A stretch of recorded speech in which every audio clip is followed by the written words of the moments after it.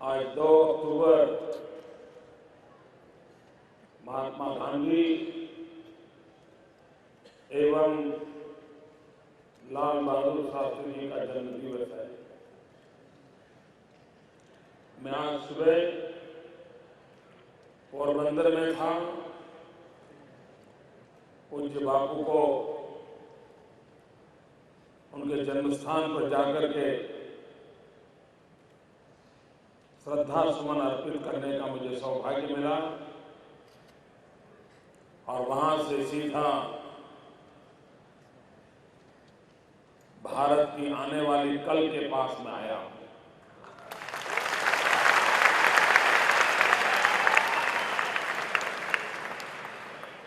बीते हुए कल से प्रेरणा लेकर के आज के पुरुषार्थ से आने वाले कल का भविष्य बनाना है।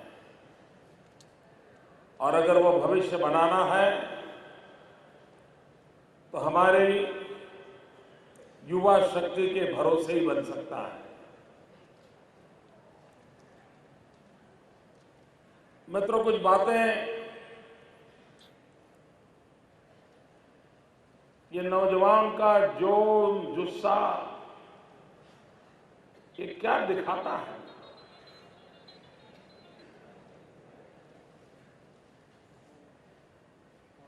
बहुत पॉलिटिकल पंडित भी इस बात को समझ नहीं पाएंगे कि किसी सरकार का 11 साल रहने के बाद नौजवान पीढ़ी में इतना उमंग, इतना जोश, ये हमारे देश की सार्वजनिक जीवन की कोई छोटी घटना नहीं है।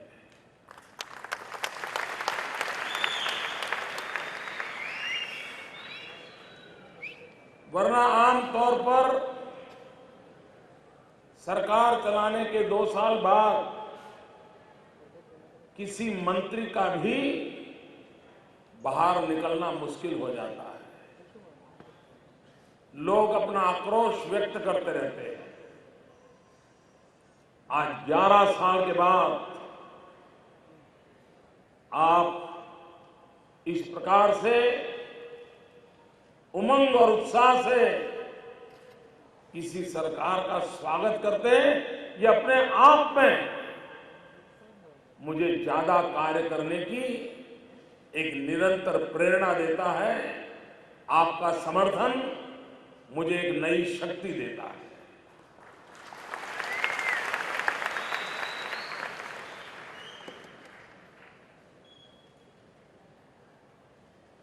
मित्रों, अभी भारत सरकार का एक रिपोर्ट आया और भारत सरकार कह रही है कि पूरे हिंदुस्तान में जो नौजवान बेरोजगार है, अगर उसमें सबसे कम बेरोजगार किसी राज्य में है तो उस राज्य का नाम है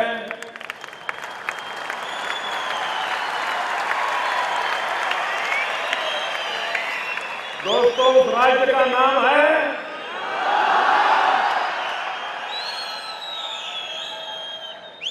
हमें गुजरात के लिए गर्व है। मेरे नौजवान मित्रों, कभी आपने कल्पना की है अगर गुजरात का विकास न हुआ होता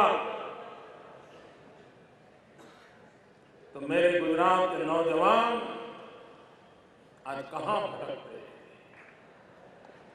कोई कलकत्ता में, कोई मुंबई में, कोई लखनऊ में, कोई बनारस में, कोई दिल्ली में, कोई जयपुर में, कोई आगरा में रोजी रोटी कमाने के लिए नौकरी की तलाश में वहां भटकता होता। झुग्गी झोपड़ी में जिंदगी गुजारनी पड़ती। लेकिन हमने विकास की नई ऊंचाइयों को पार किया। आप भी दोस्तों कभी हिंदुस्तान के अन्य राज्यों में गए होंगे क्या? कभी लखनऊ में, बनारस में, जयपुर में, आगरा में, पुणे में, मुंबई में, चेन्नई में, कोचीन में गुजरात के लोगों को छोटी नौकरी करते हुए देखा है किसी ने? किसी राज्य में देखा है? और गुजरात के किसी भी कोने में जाइए, हिंदुस्तान के हर जिले से लोग यहां रोजी रोटी कमाने आते हैं।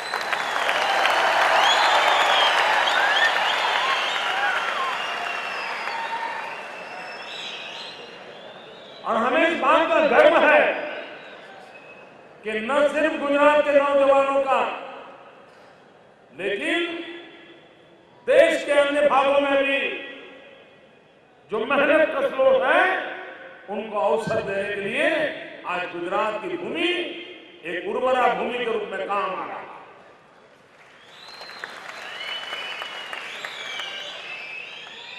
मित्रों, ये स्वामी विवेकानंद 150वीं जयंती के निमित्त हमने युवा शक्ति वर्ष के रूप में मनाना तय किया और उसमें हमने फोकस किया नौजवान को, हमने फोकस किया स्किल डेवलपमेंट को, हमने फोकस किया नौजवानों की ऊर्जा को चैनलाइज करने की दिशा में। और उसका परिणाम क्या हुआ? इसी एक वर्ष में हमने सूरत, बड़ौदा, राजकोट में 4 कार्यक्रम किए थे और नौजवानों को बुला करके उनको रोजगार दिए थे। मित्रों, 2 सप्ताह के भीतर 66,000 लोगों को रोजगारी देने का काम पूरा किया।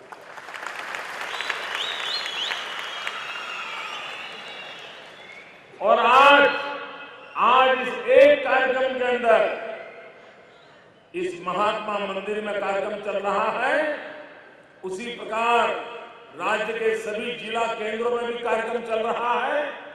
वहां मेरे कोई मंत्री वहां विराजते हैं और इस कार्यक्रम को लाइव टेलीकास्ट पूरे गुजरात के सभी जिलों में देखा जा रहा है। ये आपके तालियों की गूंज पोरबंदर तक सुनाई जा रही है।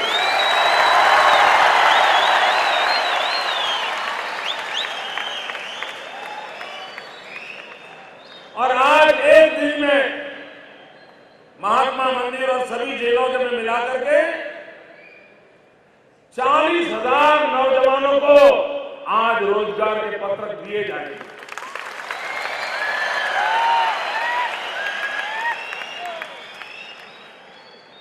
मित्रों, हमारी दिशा है नौजवान को रोजगार देना।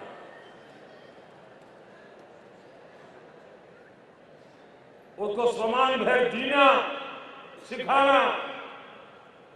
अभी मुझे यहां बैठा तो मुझे चिट्ठी आई, यहां कुछ और भी नौजवान आए हैं, वो इतने खुश हैं क्योंकि ITI के बाद अप्रेंटिस के लिए जब वो काम करते हैं, उसमें मोदी सरकार ने 1500 रुपया की बढ़ोतरी कर दी।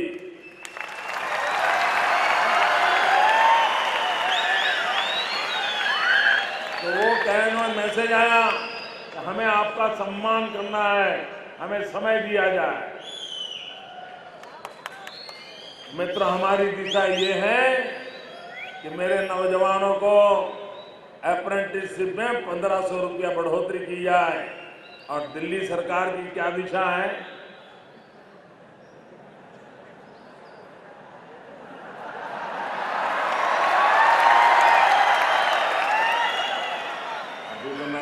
भी नहीं हुई।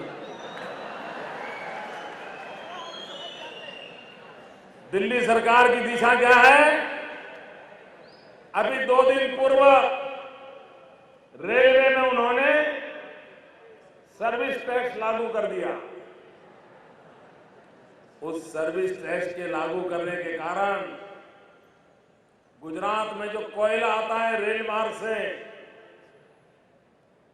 गुजरात में रेल मार्ग से कोयला आता है, जिस कोयले से बिजली पैदा करते हैं, ये भारत सरकार ने रातों रात सर्विस टैक्स लागू करने के कारण गुजरात की तिजोरी पर 100 करोड़ रुपयों का नया बोझ लग गया। 100 करोड़ रुपए। 100 करोड़ रुपए कम की रकम नहीं है, लेकिन दिल्ली सरकार उधर कोयले में से भी ले रही है,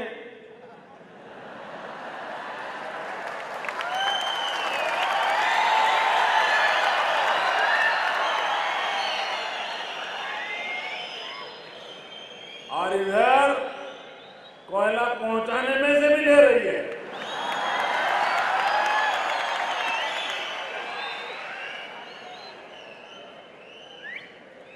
हमारी दिशा है देना, और ज्यादा देना, और निरंतर देना, और उनकी दिशा है लूट सको, जहां से लूट सको लूट लो।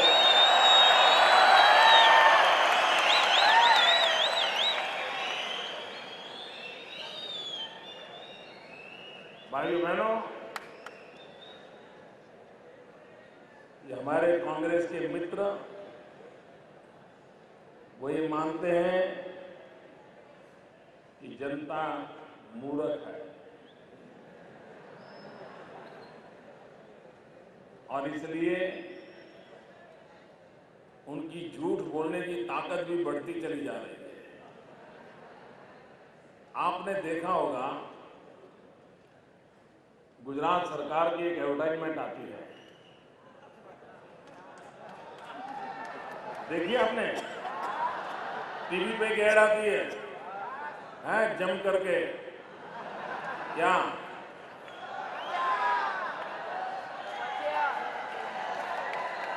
अब थप्पड़ टीवी पे लगती है और चक्कर कांग्रेस को आते हैं।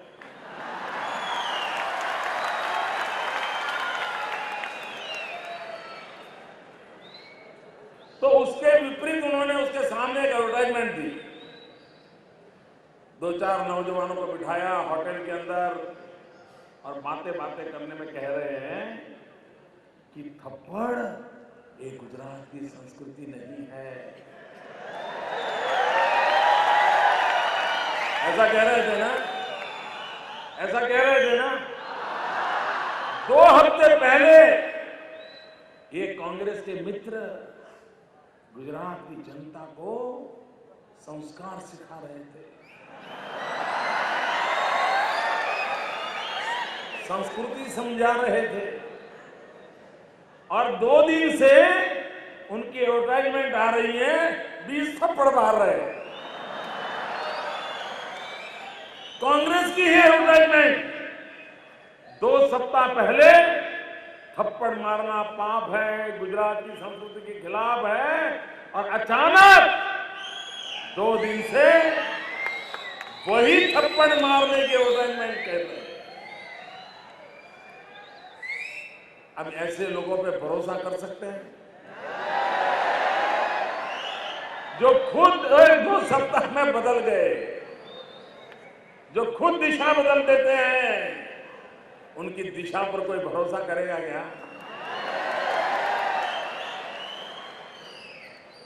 इन कांग्रेस वालों को ये भी पता नहीं है, किसी को दिशा दिखानी हो तो ऐसे दिखाते हैं ना, ऐसे दिखाते हैं। ऐसे कैसे दिखाते हैं दोस्तों? मैं ठीक बता रहा हूं? हाँ, कोई ऐसे दिशा दिखाता है?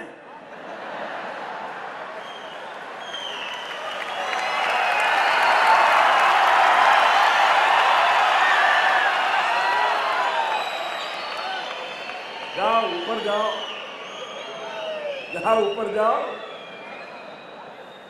श्राद्ध का महीना है, श्राद्ध का महीना है, सबका मोश करने में लगे हैं। नौजवानों, गुजरात के साथ किस प्रकार का खिलवाड़ हो रहा है।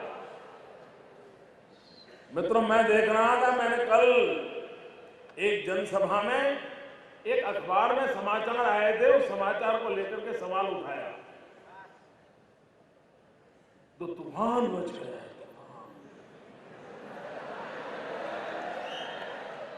मोदी ऐसा है, मोदी वैसा है, मोदी को देख लेंगे, मोदी को दिखा देंगे। अरे भाई, मुद्दे का जवाब दो ना। दोस्तों, मैं पूछना चाहता हूं, मुझे जवाब दीजिए।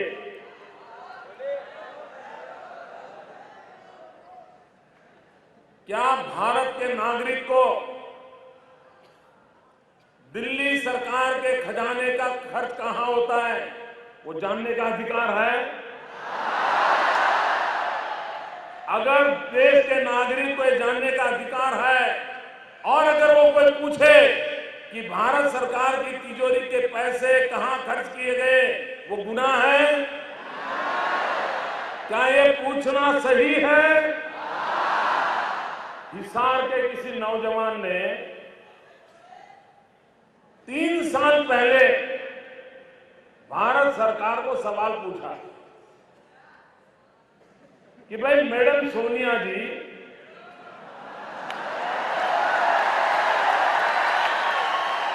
अरे भाई मैं 2G की बात नहीं कर रहा हूं, मैं सोनिया जी की बात कर रहा हूं।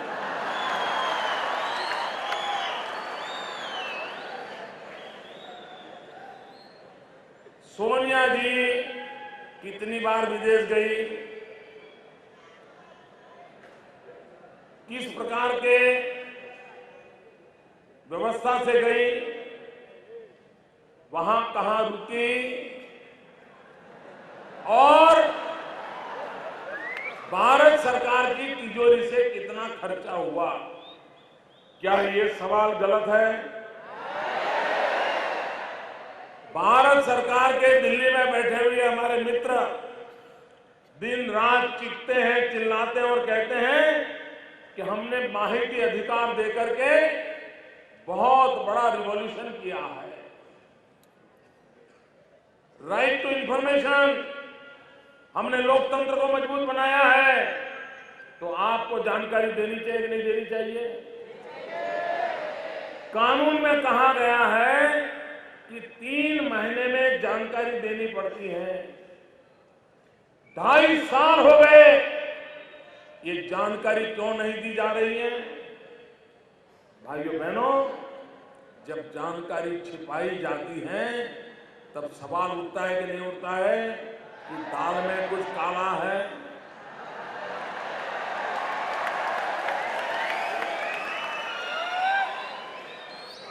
मित्रों, दाल में कुछ काला है कि पूरी दाल काली है, ये सवाल है।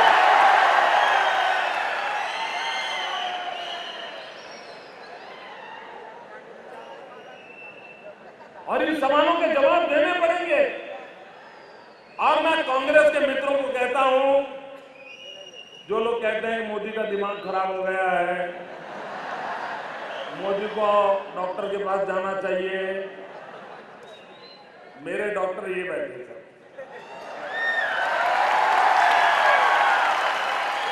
6 करोड़ गुजराती है, मेरे डॉक्टर हैं, उनको मेरी सेहत का पूरा पता है। हमारे कांग्रेस के मित्र रूठ गए हैं, अब मैं उनको रूठे हुए को कैसे मनाऊं? लेकिन मैं उनको रास्ता दिखाता हूं। मेरे कांग्रेस के मित्रों, ये खबर अखबार में जुलाई महीने में छपी है। मैंने इस अखबार को सार्वजनिक रूप से अक्टूबर महीने में पढ़ा है। ये जुलाई महीने से लेकर के अक्टूबर महीने तक आपको उन अखबारों को जवाब देने की फुर्सत क्यों नहीं मिली? और एक अखबार में नहीं, हिंदुस्तान के 20 अखबार में एक खबर छपी है। ये आपको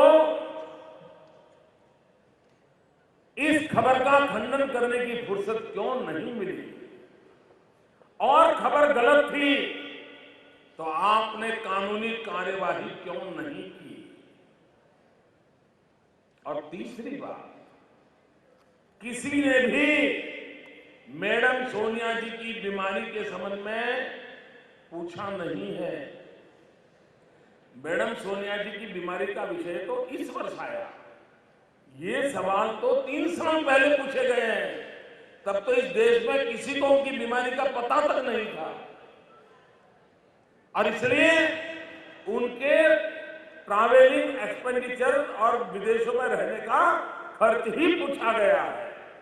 और इसलिए कोई इसको इस प्रकार से इमोशनल इश्यू न बनाए। मैं स्वयं कहता हूं मैं आदरणीय प्रधानमंत्री जी को कहता हूं कि मैडम सोनिया जी के स्वास्थ्य के लिए जितना भी खर्च करना पड़े यह देश करेगा। मानवता के लिए यह देश कभी पीछे नहीं हटेगा और न ही हम उसके लिए सवाल पूछेंगे और न ही कभी पूछा है। लेकिन अगर किसी नौजवान ने पूछा है और आप जब माहिती अधिकार को लेकर के दुनिया में भारत को बहुत बड़ा अपना नजराना है, ये चीखते चिल्लाते रहते हो, तो आपको जवाब देना चाहिए। अच्छा, मैंने उस अखबार में पढ़ा कि श्रीमती सोनिया जी को पिछले 3 वर्ष में विदेश प्रवास में 1880 करोड़ रुपए का खर्च हुआ। कितना? याद रहना मुश्किल है, इतना बड़ा फिगर है। 1880 करोड़। कितना? यानी करीब करीब 2000 करोड़। यह अखबार में लिखा था कि मैंने पूछा अगर मोदी का मुंह बंद करना है तो 2004 में जब से मनमोहन सिंह जी की सरकार बनी है तब से अब तक 2012 15 अगस्त तक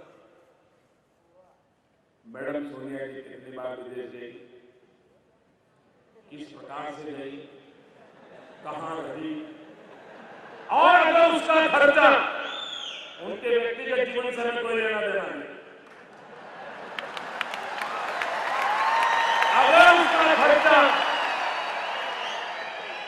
अगर उनका खर्चा भारत सरकार की तिजोरी से गया है तो इस देश की जनता का अधिकार बनता है कि आप उसकी जानकारी सार्वजनिक करो।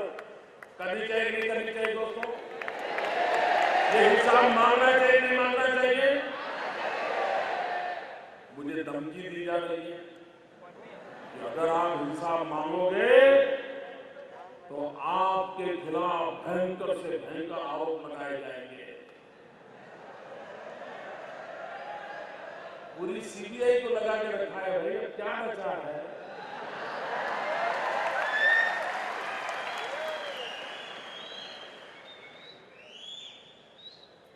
क्या भाइयों बहनों, मुझे इन धमकियों से डर जाना चाहिए? मुझे घबरा जाना चाहिए? मुझे भाग जाना चाहिए? मुझे न्याय की लड़त छोड़ देनी चाहिए? मैं फिर एक बार कह रहा हूं, मैं मैडम सोनिया जी से कोई जवाब नहीं मांग रहा हूं। मैं मैडम सोनिया जी के लिए एक सवाल नहीं पूछ रहा हूं। मैं सवाल प्रधानमंत्री डॉक्टर मनमोहन सिंह जी की सरकार से पूछ रहा हूं कि आपके खजाने से, हिंदुस्तान की तिजोरी से कितने रुपए खर्च किए गए, ये देश जानना चाहता है।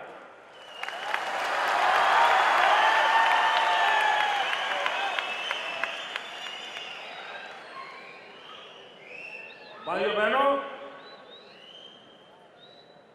आज जब मैं आपके बीच आया हूं तब, और सभी जिलों के लोग भी मेरे साथ जुड़े हुए हैं, इसलिए मैं कुछ घोषणाएं भी करना चाहता हूं। आज 2 अक्टूबर है, लाल बहादुर शास्त्री और महात्मा गांधी, इन महापुरुषों की जन्म जयंती है, तो मैं इन घोषणाओं को भी कहना चाहता हूं। हमने 26 जनवरी से कुछ नए जिले, कुछ नए तालुकों की रचना करने का निर्णय किया है और मुख्य सचिव के नेतृत्व में एक कमेटी बनाई है जो इसको फाइनल कर रही है और फाइनल होते ही 26 जनवरी 2013 से ये नए जिले, नए तहसील कार्य करना शुरू कर देंगे। लेकिन कुछ तहसीलों के विषय में मैं अपने प्रवास के दरमियान कुछ बातें मेरे कहने में छूट गई। कल जैसे जूनागढ़ में कुछ मुझे कहना था, रह गया था, तो मैं आज यहीं से उन सारे विषयों को एक बार सार्वजनिक रूप से घोषणा करता हूं, जो नए तहसीलों की मैं घोषणा करता हूं, वो नए तहसील 26 जनवरी से कार्य करना शुरू करेंगे। जैसे जूनागढ़ के अंदर एक नया जूनागढ़ सिटी तालुका बनाया जाएगा, ताकि रेवेन्यू एडमिनिस्ट्रेशन की दृष्टि से बहुत आवश्यक होता है। जूनागढ़ महानगर है, उसको एक रेवेन्यू तहसील का सिटी तहसील की आवश्यकता है। उसी प्रकार से एक महत्वपूर्ण मैं घोषणा करना चाहता हूं, हम टूरिज्म पर इतना बल दे रहे हैं और जूनागढ़ एक प्रकार से जूनागढ़ और कच्छ गुजरात के टूरिज्म कैपिटल के रूप में काम कर रहे हैं। सर्वाधिक टूरिस्ट जहां पर आते हैं, तो इसको ध्यान में रखते हुए गिरनार भवनाथ इसका पूरा संतुलित विकास हो, इसलिए गिरनार भवनाथ के लिए एक स्वतंत्र डेवलपमेंट अथॉरिटी की रचना की जाएगी। जैसे हमारे यहाँ औला है या अहमदाबाद गांधीनगर में गुड़ा है, उसी प्रकार से जूनागढ़ के आसपास विकास के लिए एक अलग इस प्रकार की अथॉरिटी की रचना की जाएगी। कुछ तहसीलों की भी मुझे जानकारी देनी है। वापी बहुत बड़ा औद्योगिक दृष्टि से आगे बढ़ रहा है, लेकिन वापी तहसील अलग नहीं है। 26 जनवरी से वलसाड जिले में वापी तहसील नया तहसील बनेगा। महसाना जिला यहां है ना, महसाना वाले, महसाना जिले में झोटाना एक अलग नया तहसील बनेगा। उसी प्रकार से महसाना में गोजारिया अलग नया तहसील बनेगा। जूनागढ़ जिले में ऊना में छटे हुए कुछ गांवों को निकाल करके एक नया गिर गढ़ड़ा तालुका बनेगा। भरूच जिले में ट्राइबल बेल्ट का काफी तेजी से विकास हो रहा है, उसको ध्यान में रखते हुए नेत्रंग एक अलग नया तालुका बनाया जाएगा। बड़ौदा जिले में छोटा उदयपुर एक नया जिले बनने की घोषणा की है, लेकिन उसमें बहुत बड़ा व्यापारिक केंद्र है बोडेली। वो कभी तहसील के रूप में नहीं था, अब बोडेली भी एक अलग तहसील के रूप में काम करेगा।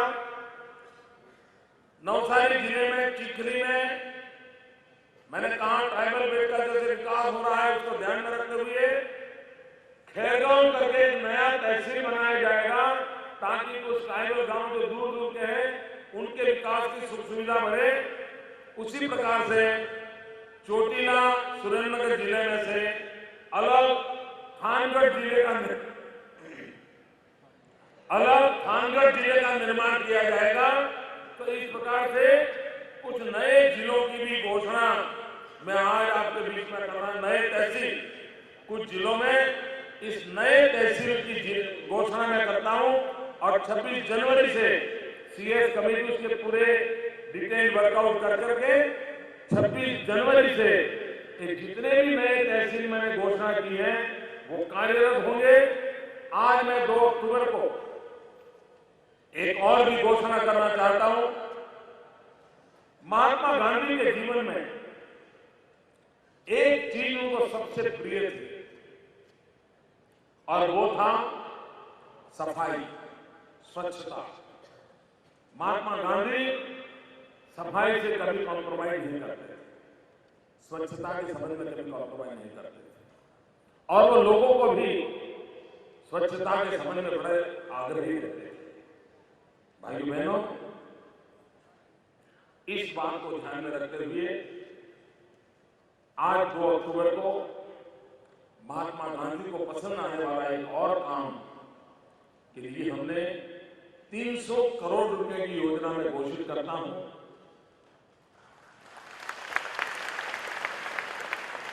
दिल्ली वाले कल रात को 100 करोड़ उठा के दे रहे, तो भी मैं 300 करोड़ की योजना घोषित कर रहा हूं।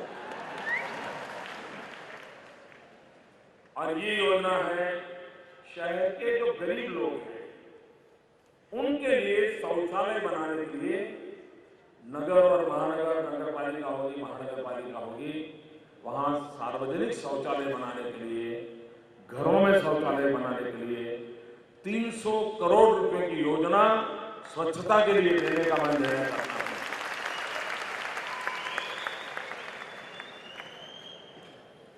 उसी प्रकार से एक महत्वपूर्ण घोषणा मैं करना चाहता हूं। गुजरात औद्योगिक विकास में बहुत तेजी से आगे बढ़ रहा है। हमारा देश में 65% पॉपुलेशन 35 से नीचे है। और एक बात मैं हमेशा कहा करता हूं, एक बार गांधी विचार से प्रेरित जीवन जीने वाले आचार्य विनोबा के निकट साथी दादा धर्माधिकारी, उनको एक नौजवान मिलने गया। उन्होंने अपनी किताब में बड़ा अच्छा वर्णन किया। वो नौजवान किसी परिचित की चिट्ठी लेकर के गया था और दादा धर्माधिकारी को कहने लगा कि दादा मुझे कोई नौकरी चाहिए, मुझे कोई काम चाहिए। तो दादा ने उसको पूछा, बताओ भाई तुम्हारा नाम क्या है, तुम्हारा अपना परिचय बताओ। तो उसने अपना नाम बताया, फिर कहा मैं इतना डबल ग्रेजुएट हूँ, मेरी ये पढ़ाई वढ़ाई हुई है। फिर उन्होंने पूछा, अच्छा तुम्हारा डबल ग्रेजुएट हो, अच्छा तुम्हें क्या आता है? तो उसने कहा मैं डबल ग्रेजुएट हूँ। उन्होंने कहा वो तो बराबर है, वो तुम्हारी पढ़ाई है, तुम्हें क्या आता है? तो बोले नहीं मैं डबल ग्रेजुएट हूँ। तो उन्होंने फिर से पूछा, अरे भाई तुम डबल ग्रेजुएट हो, लेकिन मैं तुम्हें पूछना चाहता हूँ तुम्हें आता क्या है? तो फिर से वो बोला, अरे दादा मैं डबल ग्रेजुएट हूँ, मुझे नौकरी चाहिए। तो दादा ने कहा बराबर ठीक है, तुम्हें गाड़ी चलाना आता है? तो बोले नहीं। तुम्हें टाइप करना आता है? उस समय कंप्यूटर नहीं था। तो बोले टाइपराइटर भी मुझे नहीं चलाना आता। अच्छा तुम्हें स्विमिंग आता है? बोले वो भी नहीं आता है। तुम्हें ड्राइविंग आता है? बोले ड्राइविंग भी नहीं आता है। तुम्हें खाना पकाना आता है? बोले खाना पकाना भी नहीं आता है। तो तुम्हें बगीचे में कोई काम करना आता है? बोले वो भी नहीं आता है। दादा धर्माधिकारी ने बड़े मजाक के लहजे से इस सारी घटना को लिखा है। भाइयों बहनों,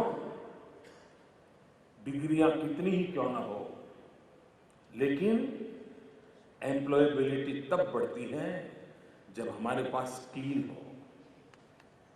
आज के युग में स्किल का बहुत महत्व है, हुनर का बहुत महत्व है। और गुजरात जैसा राज्य जो औद्योगिक दृष्टि से बहुत तेजी से आगे बढ़ रहा है, उस राज्य में कौशल्यवान नौजवानों की जरूरत है, बहुत बड़ी मात्रा में जरूरत है, लाखों की तादाद में जरूरत है। और हमने इस वर्ष को स्किल डेवलपमेंट के रूप में रखा है। और मैं मानता हूं अगर भारत को विश्व सत्ता बनना होगा तो भारत को भी स्किल पे बल देना होगा, स्केल पर बल देना होगा, स्पीड पे बल देना होगा। और नौजवानों में जो जील है उस जील का उपयोग करना सीखना पड़ेगा।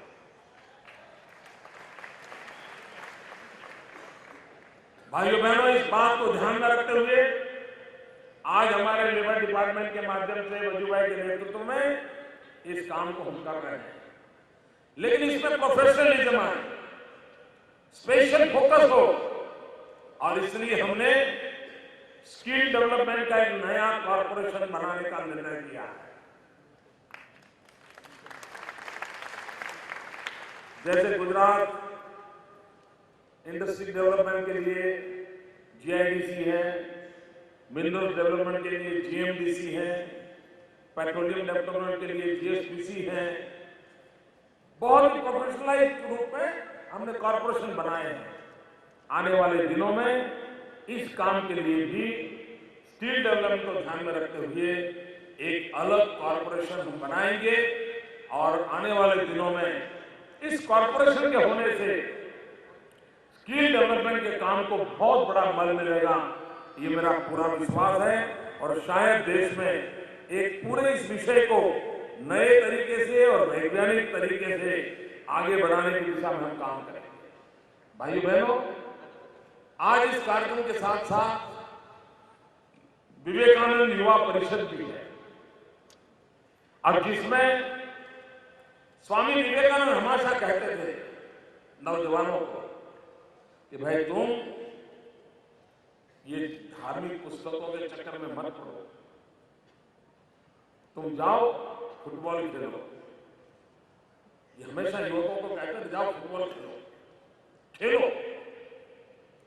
स्वामी विवेकानंद की इच्छा थी हमारा नौजवान सामर्थ्यवान, शक्तिशाली। अगर विवेकानंद की 150वीं जयंती मना रहे हैं तो हम भी खेल के मैदानों में हमारे नौजवान आए, उस पर बल देना चाहते हैं। गुजरात सरकार ने अलग स्पोर्ट्स यूनिवर्सिटी बनाई है।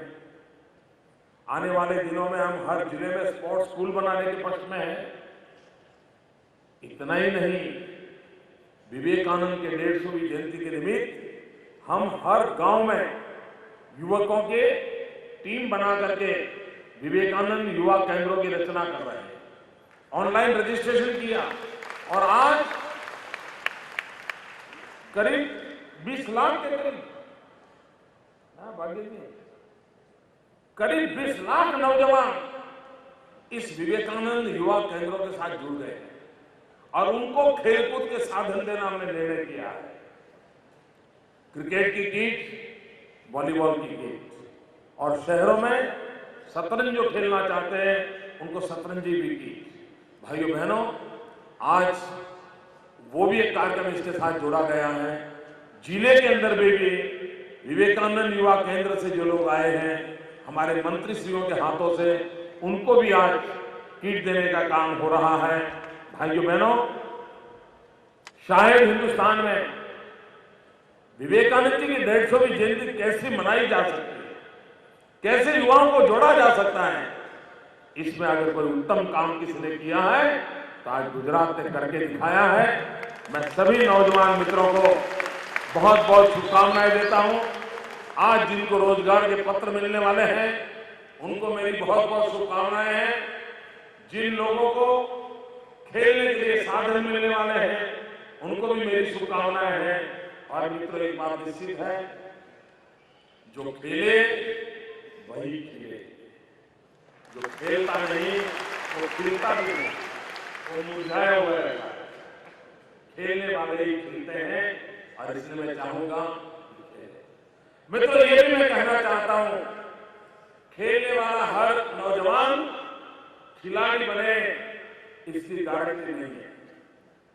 खेलने वाला हर नौजवान खिलाड़ी बने उसकी गारंटी नहीं है, लेकिन मेरा इस बात पर भरोसा है कि खेलने वाला हर जवान खेलदिल बनता है। ये मेरा पूरा भरोसा है। वो खिलाड़ी बने या न बने, वो खेलदिल बनता है। और जब समाज के अंदर स्पोर्ट्समैन स्पिरिट जितना बढ़ता है उतना ही समाज लुब्रिकेट होता है, समाज की अंतर ताकत बढ़ जाती है। हमारे गुजरात की आंतरिक ताकत बढ़ाने में खेल एक बहुत बड़ा रोल प्ले कर सकता है। खेल के माध्यम से खेलदिली बहुत बड़ा रोल प्ले कर सकती है और हमारे जीवन के हर क्षेत्र में जितनी बड़ी मात्रा में खेलदिली बढ़ती जाएगी उन खेलों में, उन जीवन के हर क्षेत्र में उसकी अपनी तंदुरुस्ती बढ़ेगी। और इसलिए न सिर्फ व्यक्ति की तंदुरुस्ती, व्यवस्थाओं की तंदुरुस्ती, संस्थाओं की तंदुरुस्ती, समाज की तंदुरुस्ती बढ़ाने के लिए खेल का माहौल बने, उस दिशा में हम प्रयास कर रहे हैं। मेरी आप सबको बहुत बहुत शुभकामनाएं। भारत माता की, भारत माता की।